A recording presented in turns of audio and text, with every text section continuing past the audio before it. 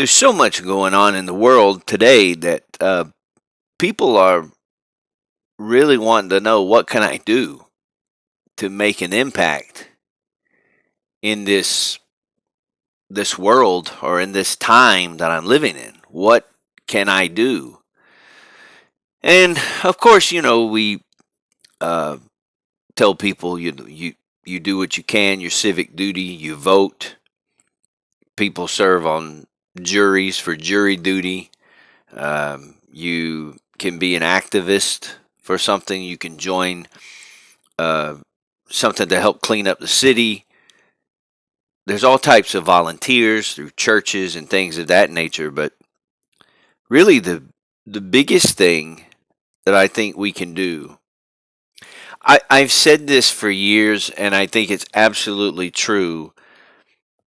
I can't do a lot about the White House, but I can affect my house. It's true. So I think that some of the biggest things is taking care of yourself. I don't know if I've shared this or not before, but a couple of years ago I was being introduced to speak at a function, and of course I have a formal intro that people can go through, and it lists all of my degrees, my associate's degree, my bachelor's degree, my master's degree, my doctorate's degree, and it talks about all the things that I've done for churches and corporate and the whole blah blah blah blah. But at the end of that, this guy said he's a self-help guru and then introduced me, and of course, I thought about that, and some people don't like that term self-help. They say, well, no, it's not self-help. We rely on the universe, and you need God, and you need your friends and people and all of that. And when I think about self-help, self-help is not the same as self-made. So that's why a lot of times I'll talk about self-help. I'll say proper self-help, because proper self-help means that you are doing what you need to do to take care of yourself for the whole purpose of being able to reach out and help others. That's self-help. Self-help is not selfish or selfishness.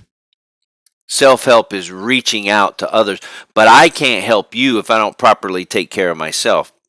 I equate it to if you have a vehicle and you drive that vehicle, you never put gas in it, you never change the oil, you never take it for tune-ups, you never rotate the tires or check the tires. Eventually, the car is not going anywhere. So not only can you not help other people and drive them, you can't even drive yourself anywhere. So you take care of your vehicle to get you where you need to go. And if a carpool situation or somebody needs help, you're able to do that. We should do that with our lives as well. And many people say, well, that goes against the scripture. That's not in the scripture. Actually, somebody came to Jesus, and this is recorded in the precious scriptures, where somebody said, what's the greatest commandment? And he said, love the Lord thy God, basically with everything that's within you. And then he says, love your neighbor as yourself. Expects us to take care of ourselves. We are a part of this. We interject ourselves in our own life. This isn't just about, I'm going to say a prayer and then lay in the bed and everything will take place for me. That's not the case. My wife and I just got back from grocery shopping. Nobody else was going to do that. I could have got on my knees and prayed and said, Lord, please fill the cupboards. But he's not going to fill the cupboards when he's provided me the money, me the time, me the vehicle to get there, the store that is available and the groceries that are there. There are things that he wants us to do. We have to interject ourselves into our own life. There's things that we don't like.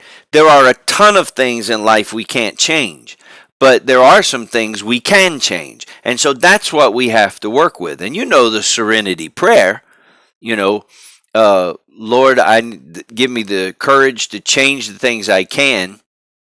But the things I can't change, I have to accept them. And then give me the wisdom to know the difference, so I'm not frustrated. I think the story that comes to mind today about interjecting ourselves into our own lives is this. There was a guy, this happened in London, England. True story. And this guy jumps up on a bench in the park, and he raises his fists and he says, "There is no God. And if there is a God, I challenge him right now to knock me off of this bench." And so people start hearing this guy, and they start gathering around. And he says again, "There is no God. If there's a God, I challenge him to knock me off of this bench right now." And the crowd keeps getting larger and larger. And for several hours, this guy is standing on this bench screaming, "There's no God. If there's a God, I challenge him to knock me off of this bench." Well, as the crowd grows, after a few hours, an elderly man with a cane comes through the crowd, asking people, pardon me, please excuse me. And he makes his way up to the man on the bench, and he reaches up and pulls on the guy's pant leg. And the man looks down at this old man. He says, "What do you want, old man? Can't you see I'm challenging God?" And the old man motions for him to bend down. He bends down. The old man takes his cane, and with everything he's got, he whacks him. And the guy falls off of the bench, and he falls into the bushes. And the crowd is standing there shocked. And the guy gets up and he says, "What'd you do that for, old man? Why did you hit me? I've been here challenging God all day. And you come up here and you knock me off of this bench. Why did you do that?" And the old man pointed his crooked finger at him and he said, "God will never do for his people what his people can do for themselves." That's it. That's it, my friends. You pray and you ask God to help you, but ultimately we are the ones that have to walk it out. Well, what about miracles? What about things that we can't do?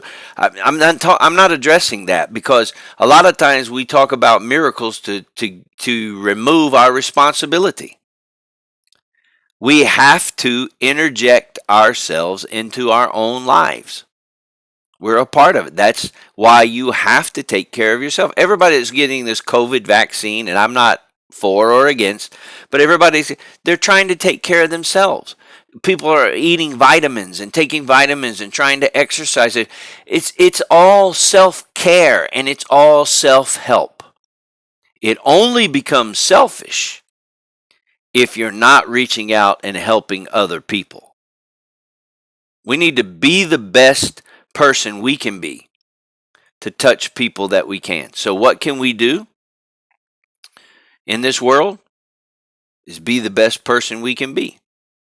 And if you're affecting thousands of people, great. If you're affecting 10 people, great. If your only effect is to your family, we need that as well.